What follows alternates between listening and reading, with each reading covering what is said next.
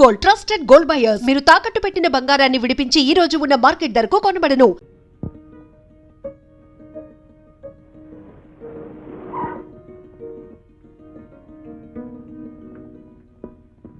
రాజేంద్ర బాబు గారు రాలేదా? రాలేదమ్మా, జ్వరంగా ఉంది, తోటలో ఉన్నారు. పెద్దయ్య గారితో ఏదో గొడవ పడుతున్నారు, మిమ్మల్ని తీసుకురమ్మన్నారు.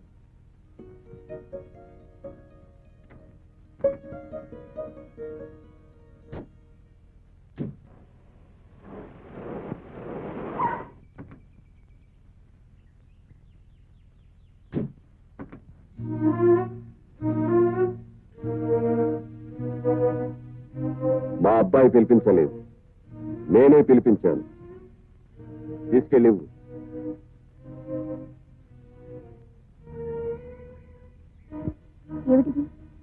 నష్టపరిహారం. దేనికి? అప్పుడప్పుడు నువ్వు ఉద్యోగం కూడా మానేసి మా వాడితో తిరుగుతుండేదాని కదూ. ఇప్పుడు వాడు వేరే పెళ్లి చేసుకోబోతున్నాడు. చూడు, నేను కోటీశ్వరుని. ఎవరైనా రాబోయే కోడలు కోటీశ్వరుని కూతురే కావాలని కోరుకుంటారు. మరి నాకు కొన్ని కోట్లున్న కోటీశ్వరుని కూతురు కోడలుగా రాబోతుంది. నువ్వు ఆశపడ్డా నిన్ను నా కోడలుగా చేసుకోలేదు. అందుచేత నువ్వు ఇబ్బంది పడొద్దు, మా వాడిని ఇబ్బంది పెట్టద్దు. మరింకెప్పుడు మా వాడికి కనిపించొద్దు. ఇదిగో మాట, కోపంగా వెళ్తున్నావా లేక నువ్వు చెప్పేదేంటి నేను వినేదేంటి అని వెళ్తున్నావా? అదేదో చెప్పెళ్తే మంచిది. మీ అబ్బాయి గారితో చెప్పండి, ఆయన ఏం చేయమంటే అది చేస్తాను. వాడిని ప్రతిమాని ఒప్పించే పొజిషన్ కాదు నాది. నువ్వు ఒప్పుకుంటే వచ్చిన కారులోనే పంపిస్తాను, లేకపోతే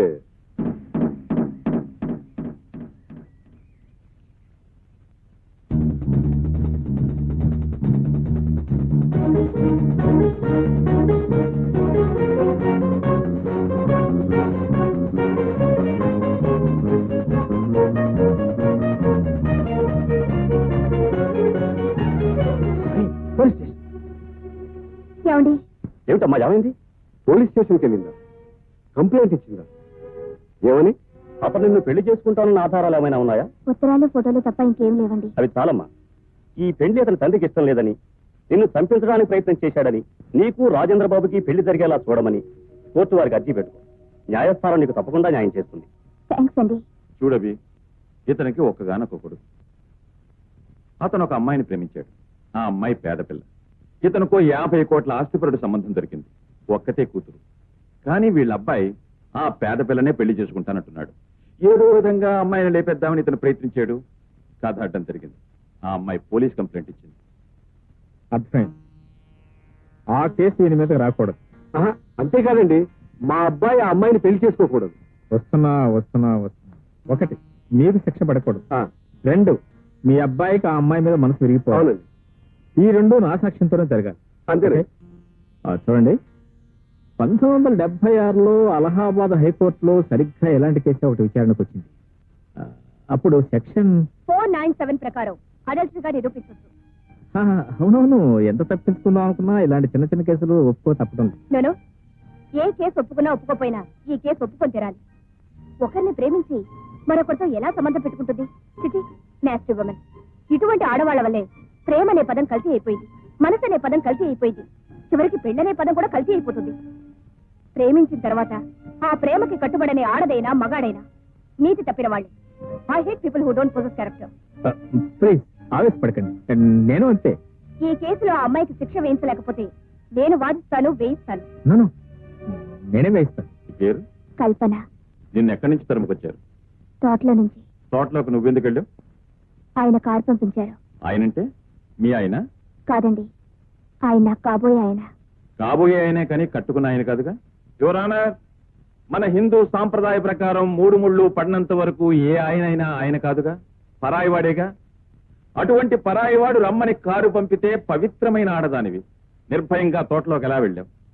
సో యువరానర్, అలా ఎవరు కారు పంపితే వాళ్ళ కారులో వెళ్ళటం, ఎవరు తోటలోకి రమ్మంటే వాళ్ళ తోటలోకి వెళ్ళటం మొదటి నుంచి ఈ అమ్మాయికి అలవాటు. యువరానర్, అలవాటు ప్రకారం ఎవరో కారు పంపితే వెళ్ళింది. అక్కడ తను పెళ్లి చేసుకోవాలని కలలగంటున్న ప్రియుడు తండ్రి అనుకోకుండా కనపడగానే కంగారు పడింది. నిజానికి ఈ అమ్మాయి గురించి, అమ్మాయి శీలం గురించి చెడుగా విన్న అబ్బాయి తండ్రి ఈమె నిజరూపం తెలుసుకోవాలనే ఉద్దేశంతోనే ఆ కారు పంపాడు. ఆయన చూడగానే బిత్తరపోయింది. ప్రియుడికి ఈ విషయం తెలిస్తే ఓ బంగారు బాతు చేజారిపోతుందనే భయంతో తెలివిగా అక్కడి నుంచి తప్పించుకొని తన మీద హత్యా ప్రయత్నం చేయబోయారన్న నాటకంతో పోలీస్ స్టేషన్ లో అడుగుపెట్టింది. లేదు లేదు లేదు లేదండి. Yes, it is true. ఎలా నిరూపించగలరు? ఇంతకు మునుపు ఇలాగే ఒక అబ్బాయిని ప్రేమించినట్టు నటించి ఇలాగే పట్టుబడింది. అబద్ధం. నిజం నిజం. యువర్ ఆనర్, సాక్షిని ప్రవేశపెట్టడానికి అనుమతించవలసిందిగా కోరుతున్నాను. జడ్జి గారికి నమస్కారం.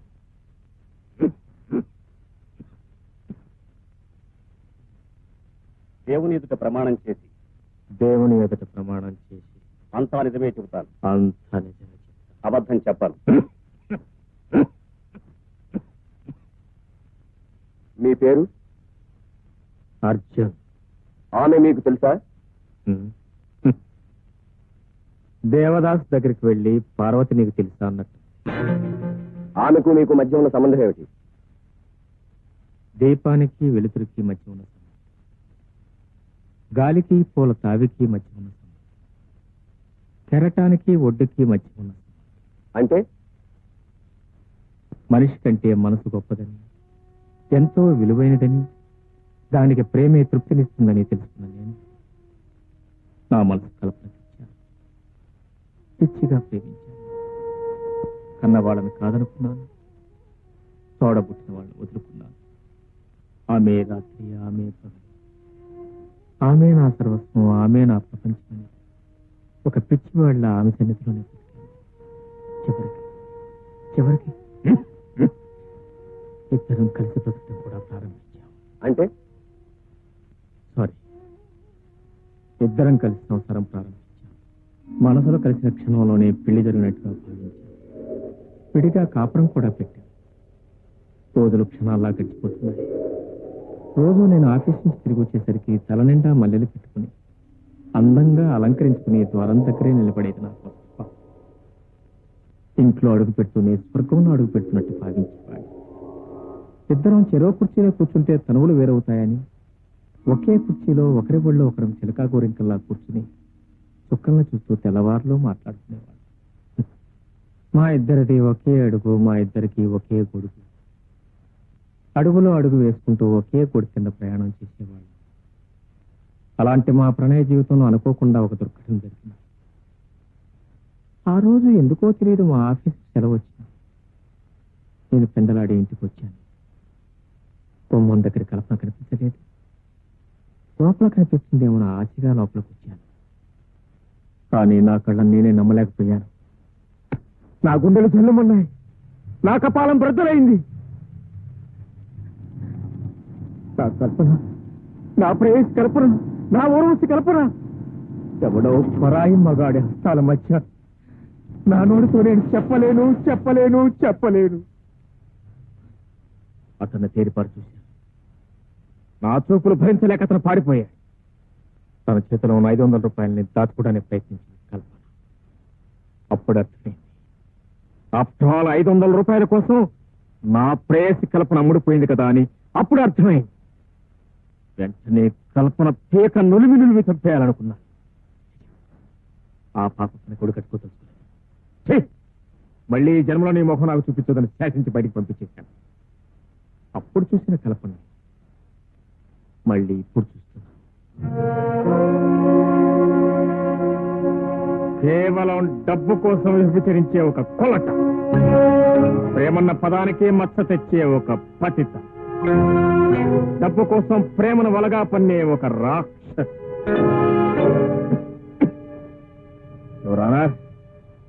నాలా ఆ రాజేంద్ర బాబులా ఇంకా ఎందరి అమాయకుల జీవితాలను నాశనం చేస్తుందో ఈ రాక్షసని భయపడి ఓపిక లేకపోయినా నేను వచ్చి సాక్ష్యం చెప్పాను. క్షమించండి.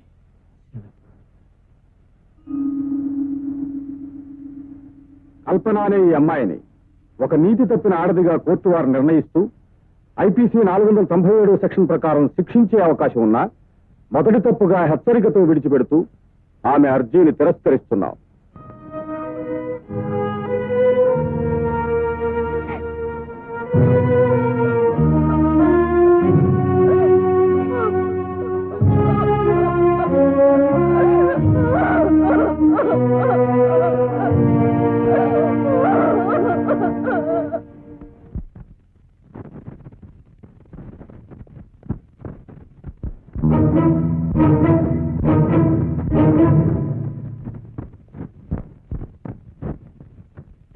ఏమిటిది? నీకోసమే ఎదురు చూస్తున్నాను. నాకోసం? మరింకెవరి కోసం? నువ్వేగా నా తొలి మగాడివి. నీకు నాకు ఏమిటి సంబంధం? తెలీదా? చీకటి పడేసరికి తల నిండా పువ్వులు పెట్టుకొని గడప దగ్గర ఎదురు చూసే సంబంధం. అసలు అక్కడికి ఎందుకు వచ్చావు? వ్యాపారం చేయడానికి. వ్యాపారం? అవును, నువ్వు కోర్టులో చెప్పిన వ్యాపారం. రోజు రాత్రుల్లో నేను చేసేది, నువ్వు చూసేది. ఆ రోజు నువ్వు నా గదిలోకి వచ్చేసరికి 500 నా చేతిలో ఉంది. ఆ వ్యాపారం. ముందు ఇక్కడి నుంచి బయటకు వెళ్ళు. ఉన్న మార్కెట్ అంతా పాడు చేశావు. ఇంకెక్కడికి వెళ్ళను? అరే, అదే కుర్చీ ఇక్కడే ఉంది.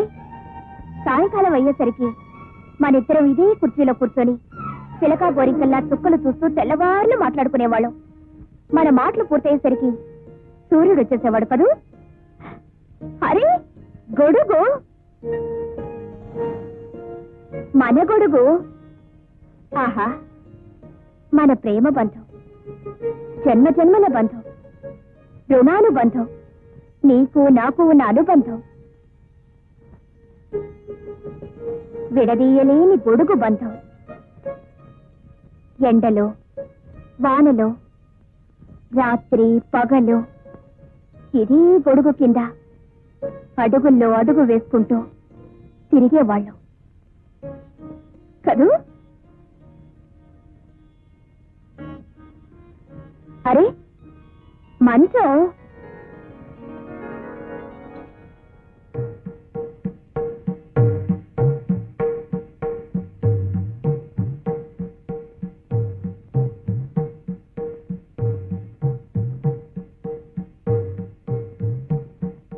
ఇదే కదూ ఆ 500 రూపాయల మంచం.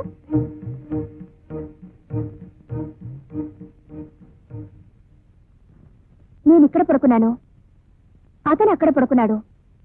ఈలోగా నువ్వు తలుపు తీసావు. ఆ కుర్రాడు నిన్ను చూశాడు, భయపడి అట్టించి పారిపోయాడు.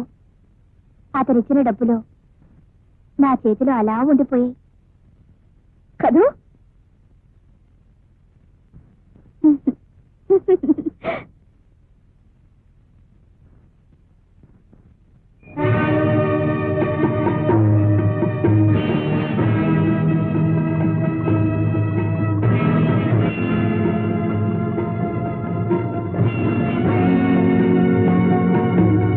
ఏమిటిది? నీకు తెలిసిందేగా. నువ్వు ఆడదాను కాదు.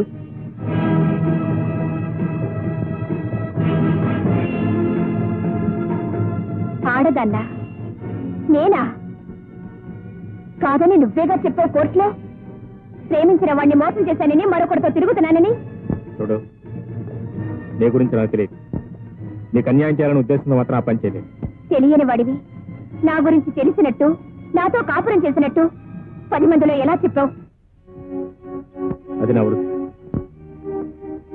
నువ్వు డబ్బు కోసం ఏమైనా చేస్తావు కదూ. సరే, నన్ను ఇప్పుడు చంపాలి. ఎంత తీసుకుంటావో చెప్పు. అది నా వృత్తి కాదు. ఇప్పుడు అంతకంటే తక్కువేం చేశావు? పండంటే బ్రతుకును నాశనం చేశావు. అసలు నన్ను ఎరుగుదువా? నన్ను ఎప్పుడైనా చూసావా? నన్ను చూడకుండా, నా గురించి తెలియకుండా ఎందుకింత దారుణాన్ని కొడిగట్టావు? నన్ను బజార్దాన్ని చేశావు.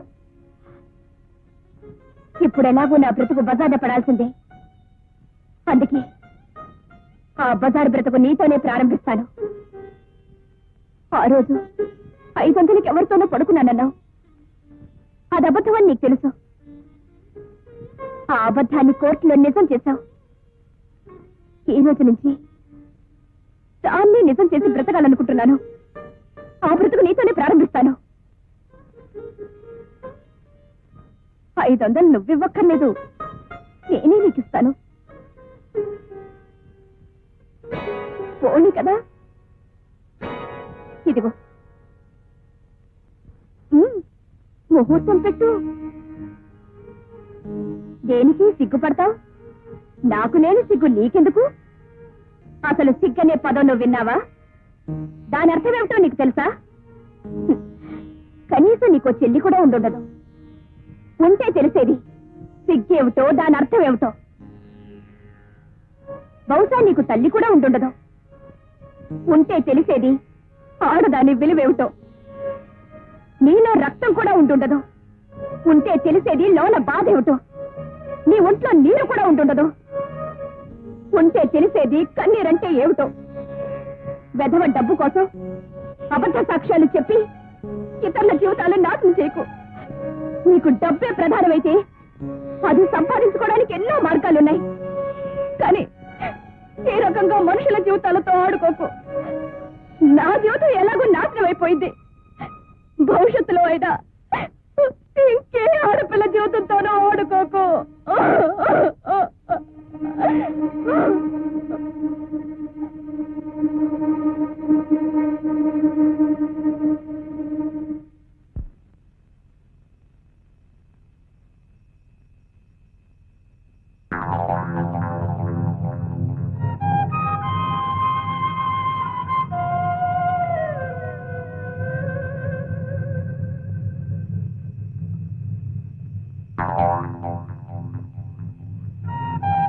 (1977) జనవరి 31న నీ మీద హత్యానేరం మోపి నిన్ను జైలుకు పంపించింది ఎవరని కదా నీ అనుమానం?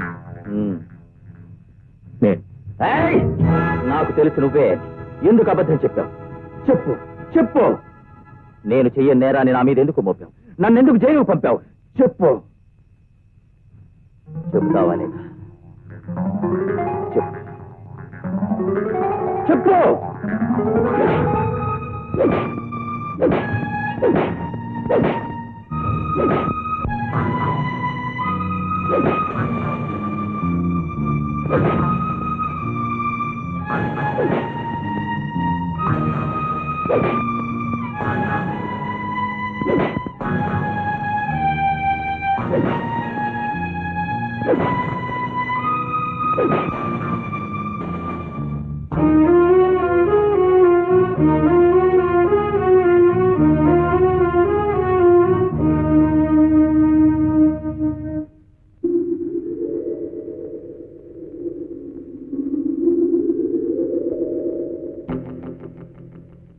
కనీసం నీకు చెల్లి కూడా ఉండదు. ఉంటే తెలిసేది సిగ్గేమిటో దాని అర్థం ఏమిటో. బహుశా నీకు తల్లి కూడా ఉంటుండదు. ఉంటే తెలిసేది ఆడదాని విలువేమిటో. నీలో రక్తం కూడా ఉంటుండదు. ఉంటే తెలిసేది లోన బాధ ఏమిటో. నీ ఒంట్లో నీరు కూడా ఉంటుండదు. ఉంటే తెలిసేది కన్నీరంటే ఏమిటో.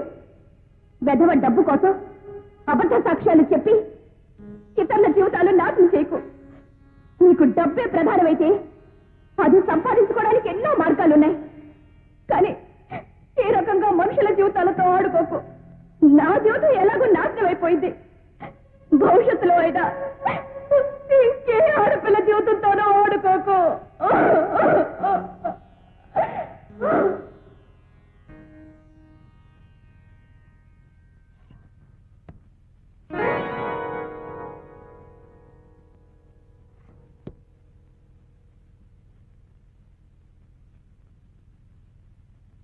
గురు గురు 500 అర్జెంట్ కావాలి.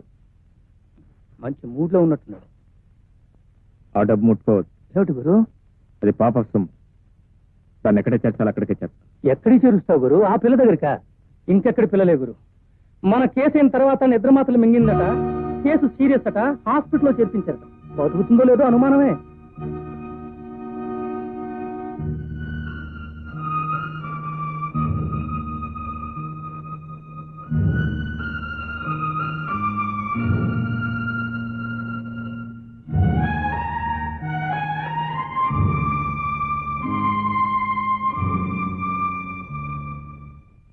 ఈ మందులు తీసుకురండి. అలా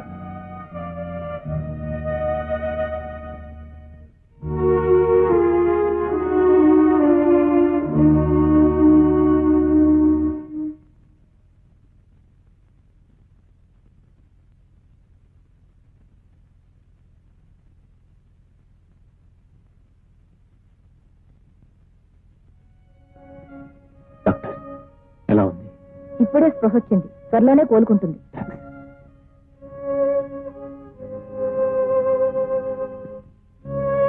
ఏమండి, ఈ బిల్లు వీకెండ్ లాగా పే చేయాలి.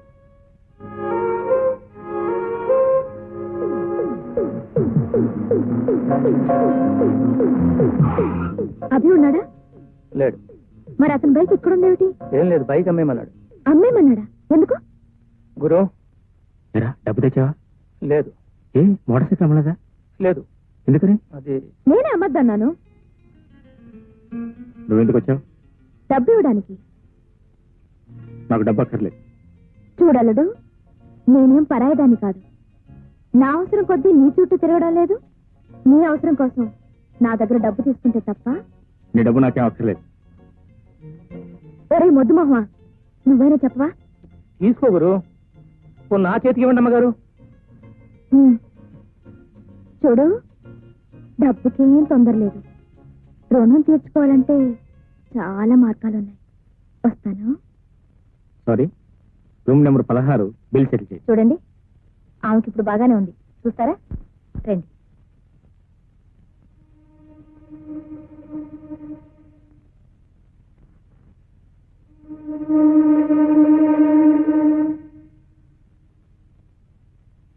ఏమండి, ఆవిడకి స్నానం చేయించాలి. మార్చడానికి బట్టలు పంపించండి. అలా ఆగో, ఇక్కడికి ఎందుకు వచ్చావు? నన్నేం ఉద్ధరిద్దామని? నేను చచ్చిన తర్వాత నా శవాన్ని తీసుకెళ్లి వ్యాపారం చేద్దామనా? ఏమిటమ్మా? డాక్టర్, అతను ఇక్కడి నుంచి ముందు బయటకు వెళ్ళిపోమని చెప్పండి. అతను ఒక్క క్షణం ఉన్నా నేను భరించలేను.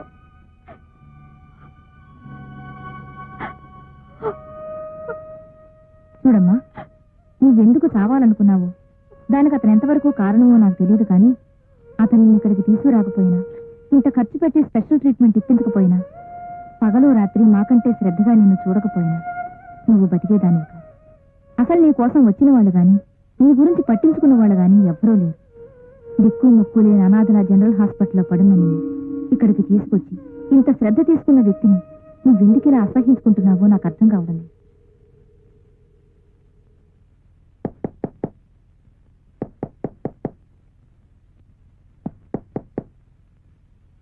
ఎవరు?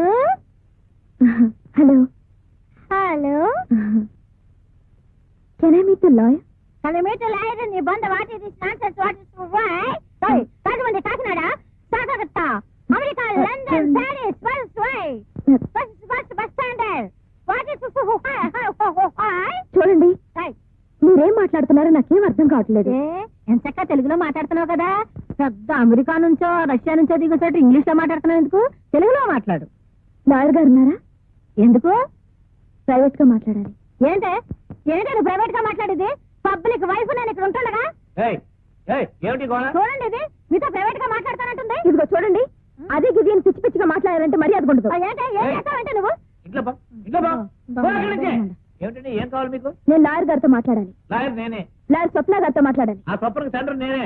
కేసు విషయం ఏదైనా మాట్లాడడానికి ఇదే వస్తండి. కేసు గురించి మాట్లాడాలంటే ఆవిడ అంత పోట్లాడుతుంది ఎందుకండి? అదో పిక్కిలో కేసు అండి. చూడండి, మీరు ఏదైనా కేసు విషయం మీద స్వప్నంతో మాట్లాడాలని అనుకుంటే ముందు నాతో మాట్లాడాలి. ఆ కేసు టేకప్ చేయాలా అక్కర్లేదా అనేది నిర్ణయించేది నేను. నేను మా ఆయనకు విడాకులు ఇవ్వాలనుకున్నాను. ఇస్తే నష్టం ఏమిటో, ఇవ్వకపోతే లాభం ఏమిటో కనుక్కుందామని వచ్చాను. చూడమ్మా, ఇలాంటి కేసులు మా అమ్మాయి టేకప్ చేయదు. ఏ? వీలైనంత వరకు కలిసి ఉండే కేసులే కానీ విడిపోయే కేసుల్ని ఒప్పుకోదు. లాయర్ అని బోర్డు పెట్టుకున్నాక ఏ కేసు వచ్చినా ఒప్పుకోవాలి. నువ్వు ఒప్పుకో అమ్మా, వెళ్ళుదా. ఆ బోర్డు తీసి అవతల పారే. తీసి పారేస్తావు నువ్వు చెప్పావని. ఏమి డాడీ? ఇవిడ మొగుడికి విడాకులు ఇస్తుందట. ఎవరావిడ పాపం? ఆవిడకి మొగుడే పాపం. మనిషిని చూస్తే తెలియట్లే, బజార్ మనిషిలాగా. ఎందుకు మాట్లాడారు? అందుకనే ఇలాంటి వాళ్ళు వస్తారని గుమ్మం దగ్గర గోండాన్ని కాపలా పెట్టమన్నాను. గుమ్మం దగ్గర గోండ ఎందుకో మరొకటి గోండే కాదు గోట్క. అదే అన్నాను, నోరు తిరగలేదు. ఎందుకు అలా కోపడతారు? చూడమ్మా, సమస్యలకు పరిష్కారం చావనుకుంటే ప్రపంచంలో మనుషులే మిగలరు. సమస్యలు వచ్చినప్పుడే సమర్థించుకోవాలి. ఇంకెప్పుడు ఇలాంటి పిచ్చి పని చేయకు. అలాగే. చూడమ్మా, ఇదిగో నీ పెట్టే. నువ్వు అద్దెకుంటున్న ఇంటావిడ పంపించేసింది. మళ్ళీ ఆ ఇంటికి రావద్దండి. నేను వాళ్ళ దృష్టిలో చెడిపోయిన దాన్ని. బహుశా వాళ్ళ ఇంటికి వెళ్తే వాళ్ళు కూడా చెడిపోతారనేవో. వస్తానండి, వస్తా.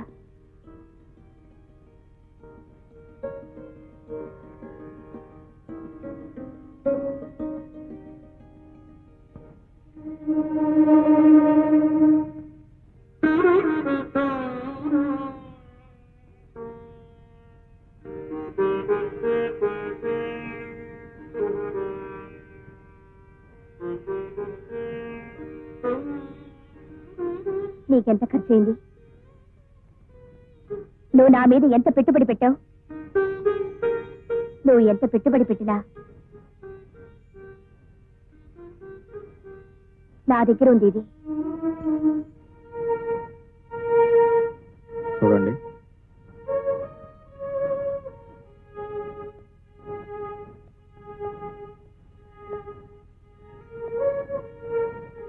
పెట్టుబడి పెట్టడానికి ఇది వ్యాపారం కాదు. వ్యాపారం కాకపోతే ఎందుకింత పెట్టుబడి పెట్టావు? మనసా, చాలా, సానుభూత? చస్తుందో బ్రతుకుతుందో కూడా తెలియని దాని మీద ఏ వ్యాపారస్తుడు పెట్టుబడి పెట్టాడు? మరి ఈ వ్యాపారస్తుడు ఎందుకు పెట్టాడో? సారీ, మిమ్మల్ని అడ్డం పెట్టుకుని నేను వ్యాపారం చేయలేదు. నా వ్యాపారంలోకి మీరు తీసుకురాబడ్డారు. దానికి దీనికి ఏమిటి తేడా? సావడానికి చంపడానికి ఉన్న తేడా. మరంత తేడా తెలిసిన వాడివి ఇంత రాక్షసంగా ఎలా ప్రవర్తించావు? మనుషుల్లో రాక్షసులంటూ ప్రత్యేకంగా ఉంది. పరిస్థితులే మనుషులను రాక్షసులు చేస్తాయి. నా జీవితానికి ఇది ఒక బ్రతుకు తెరువు అవుతుంది అనుకున్నాను. నా బ్రతుకు తెరువు కొందరు జీవితాన్ని నాశనం చేస్తున్న నేను కల్లో కూడా ఊహించలేదు. నేను మనిషిని. నాకు సొంత చెల్లెలు లేకపోయినా చెల్లెలు లాంటి వాళ్ళు చాలా మంది ఉన్నారు. నాకు తల్లి లేదు అన్నా, ఉంది. ఆమె తల్లి కాదు, దేవత. నా ఒంట్లో రక్తం ఉంది కాబట్టి నేను చేసిన తప్పు తెలుసుకోగలిగాను. నా ఒంట్లో నీరుంది కాబట్టి నీ పరిస్థితి చూసి కన్నీరు కార్చగలిగాను. చూడగలుగుతున్నా, ప్రతి మనిషి ఏదో ఒక పరిస్థితిలో ఏదో ఒక సందర్భంలో తప్పు చేసుకుంటాడు. తన తప్పు తను తెలుసుకున్నవాడు మనిషి అవుతాడు. తన తప్పు తను సరిదిద్దుకోగలిగిన వాడు మానవుడు అవుతాడు. నేను చేసిన తప్పు వల్ల నీ జీవితం నాశనమైంది. మళ్ళీ నీ జీవితం నా ద్వారానే బాగుపడాలి. అవకాశం నాకు ప్లీజ్.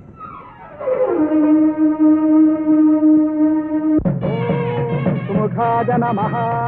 ఓం ఏకదంతాయ నమః. ఓం కపిలాయ నమః. ఓం గజకర్ణకాయ నమః. ఓం లంబోదరాయ నమః.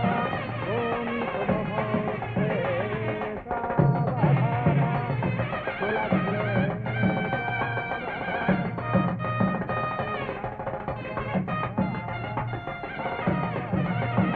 నమస్కారం. నమస్కారం. ఇదిగోండి మీ డబ్బు. ఇదేమిటి? మీరు ఇచ్చిన 10,000 సార్. ఈ 10,000 వల్లే ఆ అమ్మాయి జీవితం నాశనం అయింది. మీ 10,000 మీరు తీసుకున్న ఆ అమ్మాయి జీవితం నిలబెట్టింది. 10,000 ఏంటి? నేను ఇవ్వడం ఏంటి? నా వల్ల అమ్మాయి జీవితం నాశనం కావడం ఏంటి? అదేంటి సార్ అలా మాట సార్? ఆ అమ్మాయి మీ అబ్బాయిని ప్రేమించింది. ఆ అమ్మాయితో నాకు ఏ విధమైన సంబంధం లేదని మీకు తెలుసు. కేవలం మీరు 10,000 ఇవ్వడం వల్ల నేను అబద్ధం సాక్ష్యం చెప్పాను. ఇప్పుడు ఆ అమ్మాయి జీవితం నాశనం చేయకండి. ఆ అమ్మాయిని మీ అబ్బాయికి ఇచ్చి పెళ్లి చేసుకోండి. నీతో సంబంధం ఉన్న అమ్మాయిని మా అబ్బాయికి ఎలా పెళ్లి చేస్తావయ్యా? లాయర్ గారు అలా చెప్పంటే కదా నేను చెప్పాను. లాయర్ గారు? లాయర్ గారు చెప్పడం ఏంటి? ఇక్కడే ఉన్నారు, వెళ్ళి మాట్లాడు. లాయర్ గారు,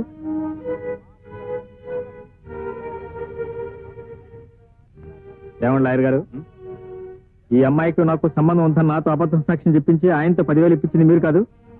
ఏమిటి శర్మ, ఇతను కోర్టులో చెప్పింది అబద్ధం సాక్ష్యం? భలేవారు సార్ మీరు.